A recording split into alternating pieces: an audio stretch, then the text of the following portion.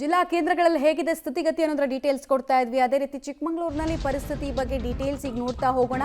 ಇಲ್ಲೂ ಕೂಡ ಅಷ್ಟೇ ಹೋಟೆಲ್ ಉದ್ಯಮ ಕಂಗಾಲಾಗಿದೆ. ಹೋಟೆಲ್ ಸಾಮ್ರಾಜ್ಯದಲ್ಲಿ ಮೆರಿತಾ ಇದ್ದವರು ಈಗ ಆಕಾಶ ನೋಡೋ ರೀತಿಯಾಗಿದೆ. ನಿತ್ಯ 4 ರಿಂದ 6 ಸಿಲಿಂಡರ್ ಬೇಕಾಗಿತ್ತು ಒಂದು ದಿನಕ್ಕೆ, ಈಗ 2 ಸಿಲಿಂಡರ್ಗಳು ಮಾತ್ರ ಸಿಗ್ತಾ ಇದೆ. 6 ಸಿಲಿಂಡರ್ ಜಾಗಕ್ಕೆ 2 ಸಿಲಿಂಡರ್ ಸಿಗ್ತಾ ಇದೆ. ಸಿಲಿಂಡರ್ ಯಾವಾಗ ಖಾಲಿ ಆಗ್ಬಿಡುತ್ತೋ, ಅರ್ಧ ಅಡುಗೆ ಬೇಯ್ತಾ ಇದ್ದಂಗೆ ಸಿಲಿಂಡರ್ ಖಾಲಿ ಆದರೆ ಗ್ರಾಹಕರು ಇರ್ತಾರೆ, ಗ್ರಾಹಕರು ಕೇಳ್ತಾರೆ, ಅವ್ರು ದುಡ್ಡು ಕೊಟ್ಟಿರ್ತಾರೆ, ಏನಪ್ಪ ಮಾಡೋದು ಅಂತ ಹೋಟೆಲ್ ಮಾಲೀಕರು ಈಗ ಭಯದಿಂದ ಅಡುಗೆ ಮನೆ ಕಡೆಗೆ ನೋಡ್ತಾ ಇದ್ದಾರೆ. ಈ ರಾಷ್ಟ್ರಗಳಲ್ಲಿನ ನಿರಂತರ ಯುದ್ಧದಿಂದಾಗಿ ಭಾರತದ ಉದ್ಯಮದ ಮೇಲೂ ಈಗ ತೀವ್ರ ಪರಿಣಾಮ ಬೀರಿರುವಂಥದ್ದು.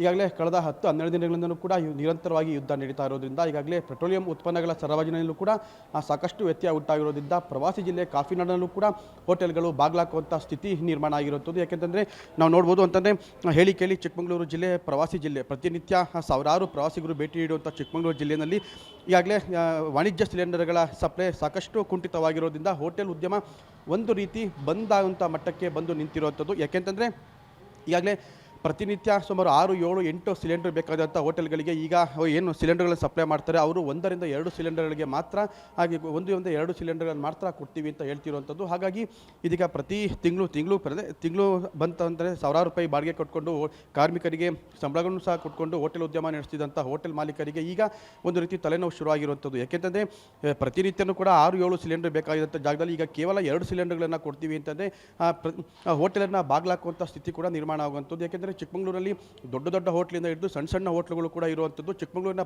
ಪ್ರಮುಖ ಆರ್ಥಿಕತೆಯೂ ಕೂಡ ಹೋಟೆಲ್ ಉದ್ಯಮದ ಮೇಲೆ ನಿಂತಿರುವಂಥದ್ದು. ಹಾಗಾಗಿ ಈಗ ಸಿಲಿಂಡರ್ ಸಪ್ಲೈನೇ ಇಲ್ಲ ಅಂತಂದರೆ ಈಗ ಏನು ಒಲೆನಲ್ಲಿ ಅಡುಗೆ ಮಾಡೋದು ಸಹ ಕಷ್ಟ ಆಗಿರುವಂಥದ್ದು. ಹಾಗಾಗಿ ಹೋಟೆಲ್ ಬಾಗ್ಲಾಕುವಂಥ ಸ್ಥಿತಿ ನಿರ್ಮಾಣ ಆಗಿರುವಂಥದ್ದು. ಈ ಬಗ್ಗೆ ಮಾತನಾಡೋದಕ್ಕೆ ಹೋಟೆಲ್ ಮಾಲೀಕ ಸಂಜಯ್ ಅವರು ಕೂಡ ನಮ್ಮ ಜೊತೆ ಇದ್ದಾರೆ. ಅವ್ರನ್ನೂ ಸಹ ಮಾತಾಡ್ಸೋಣ. ಸರ್, ಈಗ ಆರಂಭದಲ್ಲಿ ನಿಮಗೆ ಎಷ್ಟು ಸಿಲಿಂಡರ್ ಬೇಕಿತ್ತು, ಈಗ ಎಷ್ಟು ಸಿಲಿಂಡರ್ ಕೊಡ್ತೀವಿ ಅಂತ ಹೇಳ್ತಿದ್ದಾರೆ, ನಿಮ್ಮ ಮುಂದೆ ಹೇಗಾಗುತ್ತೆ ಸರ್? ನೀವು ಡೈಲಿ 6 ರಿಂದ 4 ಸಿಲಿಂಡರ್ಗಳು ಕೊಡ್ತಾಯಿದ್ರು. ಈಗ 2 ಸಿಲಿಂಡ್ರಿಗೆ ಸೀಮಿತ ಮಾಡಿದ್ದಾರೆ. 2 ಸಿಲಿಂಡರ್ ಕೊಡ್ತೀವಿ, ಸ್ಟಾಕ್ ಇಲ್ಲ, ಗಾಡಿಗಳು ಬಂದಿಲ್ಲ. ಟೋಟಲ್ ಚಿಕ್ಕಮಗಳೂರಿಗೆ 40 ಸಿಲಿಂಡರ್ಗಳು ಬಂದಿದೆ, ಮತ್ತೆ ಸಿಗ್ತಾ ಇಲ್ಲ ಸಿಲಿಂಡರ್ಗಳು ಅಂತ ಹೇಳ್ತಾ ಇದ್ದಾರೆ.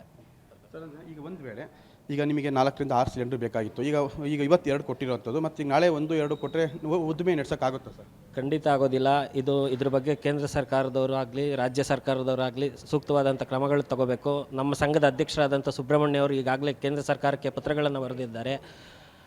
ಇದು ಆದಷ್ಟು ಬೇಗ ಅವರು ಕ್ರಮಗೊಳ್ಳಬೇಕು ಅಂತ ನಾವು ಕೇಳ್ಕೊತಾ ಇದ್ದೀವಿ. ಹೋಟೆಲ್ ಎಲ್ಲ ಉದ್ಯಮ ಅಂದರೆ ಎಲ್ಲರಿಗೂ ಅಷ್ಟೇ ಒಂದೇ. ಹೋಟೆಲ್ ಉದ್ಯಮದವ್ರಿಗೆ ಖಂಡಿತ ಅವರೆಲ್ಲ ತೀರ್ಮಾನ ಮಾಡಿ ಆದಷ್ಟು ಬೇಗ ಇದ್ರ ಬಗ್ಗೆ ಸಮಸ್ಯೆ ಬಗೆಹರಿಸಬೇಕು. ಅಂತಂದರೆ ವಾಣಿಜ್ಯ ಸಿಲಿಂಡರ್ಗಳಂದರೆ ನಾವು 5, 10, 15 ನಾವು ಸ್ಟಾಕ್ ಮಾಡ್ಕೊಳ್ಳೋಕ್ಕೂ ಆಗಲ್ಲ. ಅದು ಹೆಂಗೆ ಅಂದರೆ ಖಾಲಿ ಆಗ್ತಾ ಇರಬೇಕು, ಬರ್ತಾ ಇರಬೇಕು, ಕೊಡ್ತಾ ಇರಬೇಕು. ಅದು ಈಗ ನೀವು ಸ್ಟಾಕ್ ಮಾಡ್ಕೊಳ್ಳೋಕ್ಕೂ ಕೂಡ ಆಗಲ್ಲ.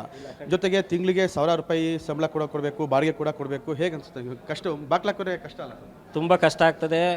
ಎಲ್ಲರೂ ಇದನ್ನೇ ನಂಬ್ಕೊಂಡಿರೋದು. ನಾವು ಹೋಟೆಲ್ ಈ ಮುಂಚೆಯಿಂದನೂ ಹೋಟೆಲ್ ವ್ಯವಹಾರನೇ ಮಾಡಿರೋದು.